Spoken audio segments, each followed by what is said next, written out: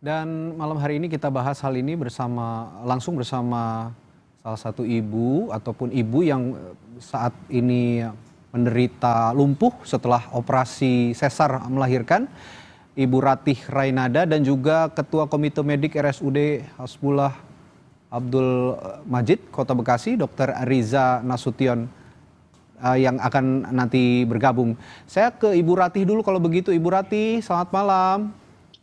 Malam. Saya ikut prihatin dengan kondisi yang Ibu alami ya, Bu Ratih. Ibu Ratih, apa yang Ibu rasakan sekarang, Bu? Masih nyeri semua, seluruh Nyeri badan. semua, badannya sakit semua begitu ya? Sampai nggak bisa duduk katanya ya? Duduk aja susah ya? Nggak bisa. Nggak bisa, oke. Kalau waktu Ibu dioperasi, ini kan tahun 2024 ya, Bu ya? Ini bisa Iya, September. berarti sudah berapa bulan tuh? Sudah sekitar 9 bulan ya, sudah cukup lama. Iya. Nah, bisa diceritain lagi nggak, Bu? Awal mula Ibu ini menyadari ada kemungkinan kalau Ibu bilang malpraktik katanya dalam proses persalinan. Itu gimana sih? Iya, jadi pas masuk ruang operasi kan disuntik bius ya. Nah, terus nggak lama dokternya datang, langsung disediain lah alat-alat itunya buat operasi. Oke. Nah, udah gitu dokternya megang perut, kirain saya kan mau ditanya masih berasa atau enggak gitu. Taunya langsung dibelek perut saya. Oke, dan itu Ibu masih dalam keadaan sadar gitu? Iya betul, masih sadar banget. Saya langsung teriak, astagfirullahaladzim, dokter sakit banget dok. Oke. Gitu. Oke. Ya gitu, dokternya bilang angkat kakinya. Saya bilang kaki saya udah kesemutan dok, gitu kan. Udah gitu langsung dibelek lagi kedua kalinya. Oke. Gitu. Nah, kalau yang berdasarkan informasi yang kami sampaikan tadi, Ibu, kan rumah sakit bilang Ibu itu menderita TBC tulang, Ibu ya. Nah, itu Ibu pernah riwayat penyakit ini nggak, Bu, sebelumnya?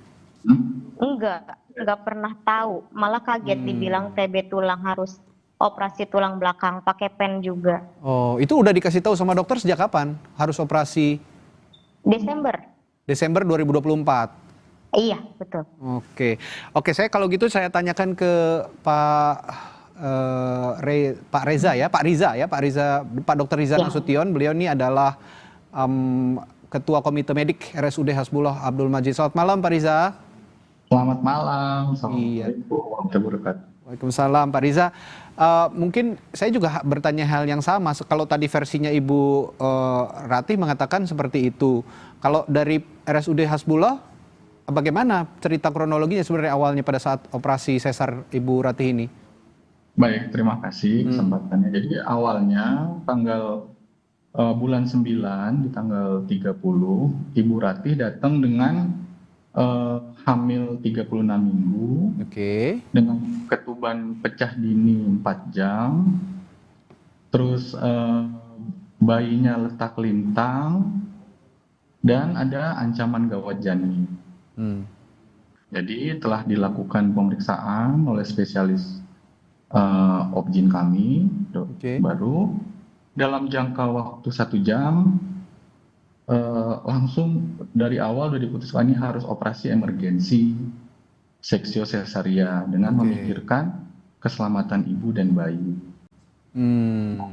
Jadi yang dikeluhkan oleh Ibu Ratih ketika pada saat awal setelah dilakukan pembiusan di daerah pinggang dan ketika Bu Ratih sudah tidak bisa bergerak kakinya, kami kan menganggap sudah tidak obat bius kami sudah jalan. Terus dicoba dicubit, baru dilakukan sayatan-sayatan di kulit itu lapis per lapis. Nah, ketika Ibu merasakan nyeri, Ibu Ratih merasakan nyeri, dokter kami langsung berhenti. Enggak gitu. Ya. Nah, itu tadi Bu Ratih langsung merespon nggak gitu. Masih terus dilakukan operasi. Oke, nanti saya juga akan tanyakan lagi kepada dokter bagaimana tindakan ketika, ya itu tadi kalau kata versinya Pak Riza, tidak dilakukan tindakan apa-apa lagi setelah menyadari Ibu Ratih ini masih dalam keadaan sadar. Nah, setelah itu apa yang dilakukan, kami akan lanjutkan pembahasan ini setelah jeda di Sapa Indonesia Malam. Tetaplah bersama kami. Kembali di Sapa Indonesia Malam, kami masih membahas saat ini seorang ibu muda asal Bekasi yang mengalami lumpuh setelah melakukan operasi sesar di Rumah Sakit Umum Daerah Bekasi. Tadi saya bertanya ke Pak Riza. Pak Riza, kalau versinya Bu Ratih kan tadi sudah masih sadar dan terus dilakukan tindakan. Kalau Pak Riza kan tadi mengatakan di stop gitu, tidak ada tindakan. Sebenarnya apa yang pada saat itu di stop lalu tidak ada tindakan, apa tindakan yang dilakukan? Kendati Pak Bu Ratih tadi mengatakan masih ada tindakan begitu. Apa yang dilakukan saat itu, Pak Riza? Nah, jadi ketika kejadian itu, ketika pasien merasakan nyeri, dan kemarin kami juga sudah beserta dokter yang mengerjakan operasi datang ke rumah. Kebetulan datang bersama Pak Wali, datang konfirmasi. Dokter kandungannya langsung duduk. Gitu. Jadi langsung duduk. Sampai gitu, Pak. Nah, Pak Dokter, investigasi ID kan mengatakan memang tidak ada malpraktik katanya. Tapi bagaimana rumah sakit memastikan prosedur ini sudah dijalankan sesuai standar begitu? Jadi begini, perlu dipahami bahwa pasien ini masuk dengan hamil, dia kan udah gawat janin, kami dari RSUD, karena dia gawat janin, kami berusaha menyelamatkan ibu dan bayi. Lalu telah dilakukan operasi sesar, ibu dan bayinya selamat, lalu dilakukan perawatan, terus pulang dalam kondisi lukanya baik, lalu sempat kontrol juga ke dokter kandungannya. Nah, baru 2 bulan kemudian, di bulan 12, pasien datang kembali ke emergensi dan ternyata kelemahan di anggota gerak bawah. Dirawat oleh dokter saraf, dilakukan pemeriksaan MRI, didapatkan adanya kerusakan pada tulang belakang,